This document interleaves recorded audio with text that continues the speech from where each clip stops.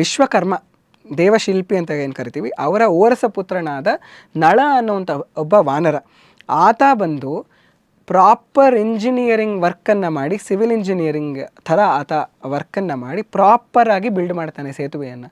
ಈ ಥರ ಕಲ್ಲುಗಳನ್ನ ತೊಗೊಂಬರಬೇಕು, ಈ ಥರ ಮರಗಳನ್ನ ತರಬೇಕು, ಇಷ್ಟೇ ಮೆಷರ್ಮೆಂಟಲ್ಲಿ ಅದನ್ನು ಹಾಕಬೇಕು, 100 ಯೋಜನೆಗಳು ಅಂತ ಹೇಳ್ತಾರೆ, ಅದರ ಡಿಸ್ಟೆನ್ಸು 100 ಯೋಜನೆಗಳವರೆಗೂ ಕಟ್ತಾರೆ.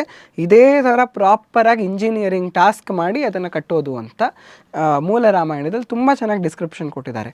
ಅದನ್ನು ನೋಡಿದ್ರೆ ಇವತ್ತು ರಾಮ ಸೇತುಗೆ 100% ಮ್ಯಾಚ್ ಆಗುತ್ತೆ.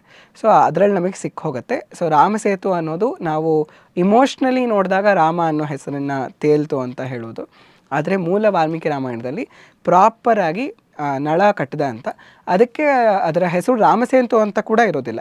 ರಾಮ ಸೀತೆಗೆ ಪುಷ್ಪಕ ವಿಮಾನದಲ್ಲಿ ವಾಪಸ್ ಬರ್ತಾ ಇದೆಲ್ಲ ತೋರಿಸ್ಕೊಂಡು ಬರ್ತಾನೆ, ನಾನು ಈ ಜಾಗದಲ್ಲಿ ಮಹಾದೇವನ ಪೂಜೆ ಮಾಡಿದೆ ಅಂತೆಲ್ಲ ಹೇಳ್ತಾನೆ. ಆವಾಗ ರಾಮಸೇತುವನ್ನು ಕೂಡ ತೋರಿಸ್ತಾನೆ.